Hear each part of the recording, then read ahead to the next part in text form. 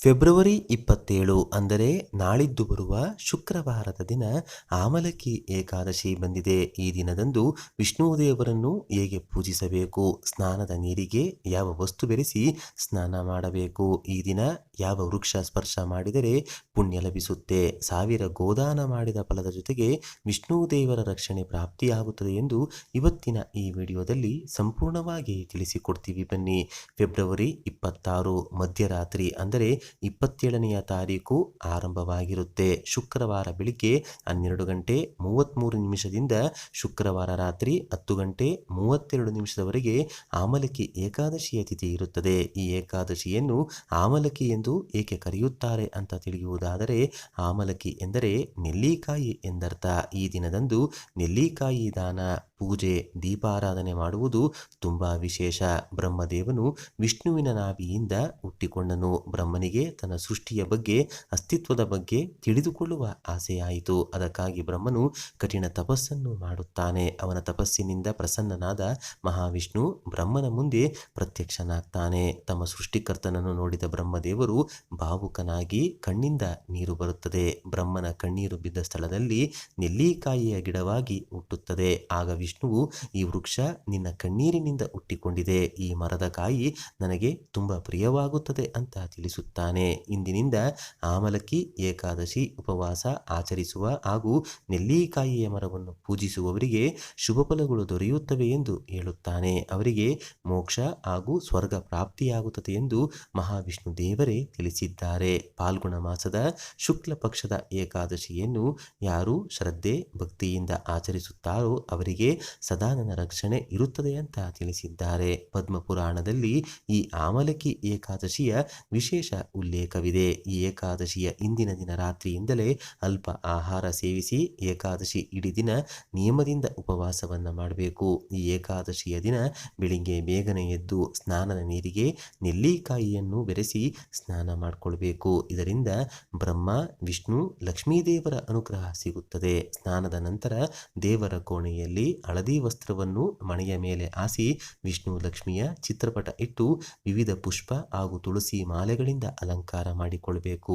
ಮಣ್ಣಿನ ದೀಪಗಳಿಗೆ ತುಪ್ಪ ಹಾಕಿ ದೀಪವನ್ನು ಬೆಳಗಿಸಬೇಕು. ಸಾಧ್ಯವಾದರೆ ನೆಲ್ಲಿಕಾಯಿಯ ದೀಪಾರಾಧನೆ ಮಾಡಿದರೆ ತುಂಬಾ ಒಳ್ಳೆಯದು. ಪೂಜೆಯಲ್ಲಿ ವಿಶೇಷವಾಗಿ ನೆಲ್ಲಿಕಾಯಿಯನ್ನು ವಿಷ್ಣುದೇವರಿಗೆ ನೈವೇದ್ಯವಾಗಿ ಇಡಬೇಕು. ನಿಮ್ಮ ಸಕಲ ಕೋರಿಕೆಗಳನ್ನು ಭಗವಂತನಲ್ಲಿ ಕೇಳಿಕೊಳ್ಳುತ್ತಾ ಓಂ ನಮೋ ಭಗವತೆ ವಾಸುದೇವಾಯ ಎಂದು ಸಾಧ್ಯವಾದಷ್ಟು ಬಾರಿ ಹೇಳಿಕೊಳ್ಳಿ. ಈ ದಿನ ಆದಷ್ಟು ಮೌನವಾಗಿರಿ. ನಿಷ್ಠೆಯಿಂದ ಉಪವಾಸವಿದ್ದು ಹರಿನಾಮ ಸ್ಮರಣೆಯನ್ನ ಮಾಡಿಕೊಳ್ಳಿ. ಈ ಆಮಲಕಿ ಏಕಾದಶಿ ದಿನದಂದು ನೆಲ್ಲಿಕಾಯಿ ವೃಕ್ಷ ಸ್ಪರ್ಶ ಮಾಡಿ ಜಲವನ್ನು ಅರ್ಪಿಸಿ ದೀಪವನ್ನು ಬೆಳಗಿಸಿ ವಿಷ್ಣು ಲಕ್ಷ್ಮೀ ದೇವರನ್ನು, ಬ್ರಹ್ಮದೇವರನ್ನು, ಪರಶುರಾಮರನ್ನು ನೆನೆದು ಪ್ರದಕ್ಷಿಣೆ ಮಾಡಬೇಕು. ಈ ಏಕಾದಶಿಯನ್ನು ಆಚರಿಸಿದರೆ 1000 ಗೋದಾನ ಮಾಡಿದ ಫಲ, ಪವಿತ್ರ ಕ್ಷೇತ್ರಗಳ ದರ್ಶನ ಹಾಗೂ ಕಲ್ಯಾಣಿಗಳಲ್ಲಿ ಸ್ನಾನ ಮಾಡಿದ ಫಲ ಸಿಗುತ್ತದೆ. ಕಷ್ಟಗಳೆಲ್ಲ ದೂರವಾಗಿ ವರ್ಷ ಪೂರ್ತಿ ವಿಷ್ಣು ರಕ್ಷಣೆ ನಿಮ್ಮ ಕುಟುಂಬಕ್ಕೆ ಪ್ರಾಪ್ತಿಯಾಗುತ್ತೆ.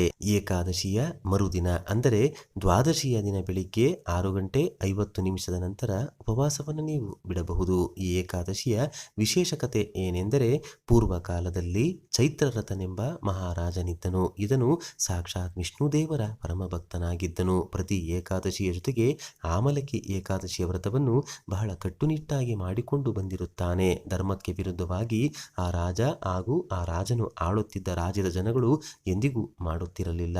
ಆತನ ರಾಜ್ಯವು ಸದಾ ವೇದ ಘೋಷದಿಂದ ತುಂಬಿ ತುಳುಕುತ್ತಿತ್ತು. ಆತನ ರಾಜ್ಯದಲ್ಲಿ ನಾಸ್ತಿಕರೇ ಇರಲಿಲ್ಲ. ಒಮ್ಮೆ ರಾಜನು ಪಾಲ್ಗುಣ ಮಾಸದ ಶುಕ್ಲ ಪಕ್ಷದ ಆಮಲಕಿ ಏಕಾದಶಿ ಎಂದು ನೆಲ್ಲಿಕಾಯಿಯ ವೃಕ್ಷದ ಕೆಳಗೆ ಪರಶುರಾಮರನ್ನು ಕಳಶದಲ್ಲಿ ಆವಾಹನೆ ಮಾಡಿ ವಿಶೇಷವಾಗಿ ಪೂಜಿಸುತ್ತಾನೆ. ನೆಲ್ಲಿಕಾಯಿ ವೃಕ್ಷಕ್ಕೆ ಭಕ್ತಿಯಿಂದ ಪೂಜಿಸಿ ಪ್ರದಕ್ಷಿಣೆ ಮಾಡುತ್ತಾನೆ. ನೆಲ್ಲಿಕಾಯಿಯಲ್ಲಿ ನೆಲೆಸಿದ ಮಹಾವಿಷ್ಣು, ಮಹಾಲಕ್ಷ್ಮಿ ಹಾಗೂ ಪರಶುರಾಮರಿಗೆ ಪಾಪಗಳು ಕಳೆಯುವಂತೆ ಬೇಡಿಕೊಳ್ಳುತ್ತಾನೆ. ಆ ದಿನ ರಾತ್ರಿಯೆಲ್ಲ ರಾಜ್ಯದ ಪ್ರಜೆಗಳೊಂದಿಗೆ ಕೂಡಿ ಜಾಗರಣೆ ಮಾಡಿ ದೀಪಗಳನ್ನು ಬೆಳಗಿಸುತ್ತಾನೆ. ಆ ಸ್ಥಳಕ್ಕೆ ಒಬ್ಬ ಬೇಡನು ಬರುತ್ತಾನೆ. ಆತ ತುಂಬ ದುಷ್ಟನಾಗಿರುತ್ತಾನೆ. ಹಸಿವಿನಿಂದ ಆತ ಆ ದಿನ ತುಂಬ ಬಳಲುತ್ತಿರುತ್ತಾನೆ. ರಾಜ್ಯದ ಜನರು ಹಾಗೂ ರಾಜನು ವಿಷ್ಣು ನಾಮಸ್ಮರಣೆ ಮಾಡುವುದನ್ನು, ಜಾಗರಣೆ ಮಾಡುವುದನ್ನು ನೋಡಿ ಆಶ್ಚರ್ಯಕ್ಕೆ ಒಳಗಾಗುತ್ತಾನೆ. ತನಗೆ ಅರಿವಿಲ್ಲದಂತೆ ಹಸಿವನ್ನು ಮರೆತು ಅವರೊಂದಿಗೆ ದೂರದಲ್ಲಿಯೇ ಕುಳಿತು ಅವರನ್ನು ನೋಡುತ್ತಿರುತ್ತಾನೆ. ಬೆಳಿಗ್ಗೆ ಆದ ನಂತರ ಎಲ್ಲರೂ ತಮ್ಮ ತಮ್ಮ ಮನೆಗಳಿಗೆ ಹೋಗುತ್ತಾರೆ. ಸ್ವಲ್ಪ ದಿನಗಳು ಕಳೆದ ನಂತರ ಈ ಬೇಡನು ಸಾವನ್ನಪ್ಪುತ್ತಾನೆ. ಈತನು ತನ್ನ ಅರಿವಿಲ್ಲದೆ ಏಕಾದಶಿ ಕಥೆಯನ್ನು ಕೇಳಿ ಉಪವಾಸ ಮಾಡಿ ಜಾಗರಣೆ ಮಾಡಿದ ಅಖಂಡ ಪುಣ್ಯ ಫಲದಿಂದ ಮರುಜನ್ಮದಲ್ಲಿ ವಿದುರಥ ಎಂಬ ರಾಜನ ಮಗನಾಗಿ ವಸೂರಥನಾಗಿ ಜನಿಸುತ್ತಾನೆ. 10,000 ಹಳ್ಳಿಗಳಿಗೆ ಒಡೆಯನಾಗುತ್ತಾನೆ. ಸದಾ ವಿಷ್ಣು ಪೂಜೆ ಮಾಡುತ್ತಾ ಪ್ರಜೆಗಳನ್ನು ದಯೆಯಿಂದ ನೋಡುತ್ತಿರುತ್ತಾನೆ. ಒಮ್ಮೆ ವಸೂರಥ ಹೀಗೆ ಬೇಟೆಗಾಗಿ ಕಾಡಿಗೆ ಹೋದಾಗ ಒಂದು ಮರದ ಕೆಳಗೆ ಸುಸ್ತಾಗಿ ಮಲಗಿದಾಗ ಅದೇ ಕಾಡಿನಲ್ಲಿರುವ ಇವನ ವೈರಿಗಳು ಬರುತ್ತಾರೆ. ಈ ರಾಜ ನಮ್ಮ ವೈರಿ, ಈತನನ್ನು ಕೊಲ್ಲೋಣ ಎಂದು ನಾನಾ ಆಯುಧಗಳನ್ನು ರಾಜನ ಮೇಲೆ ಎಸೆಯುತ್ತಾರೆ. ಒಂದೇ ಒಂದು ಆಯುಧವು ರಾಜನ ಮೇಲೆ ಬೀಳದೆ ರಾಜನು ಆಯಾಗಿ ಮಲಗಿರುತ್ತಾನೆ. ಅವರ ಎಲ್ಲ ಆಯುಧಗಳು ವಿಫಲವಾಗಿದ್ದನ್ನು ಕಂಡು ಇವರಿಗೆಲ್ಲ ಆಶ್ಚರ್ಯವಾಗುತ್ತೆ.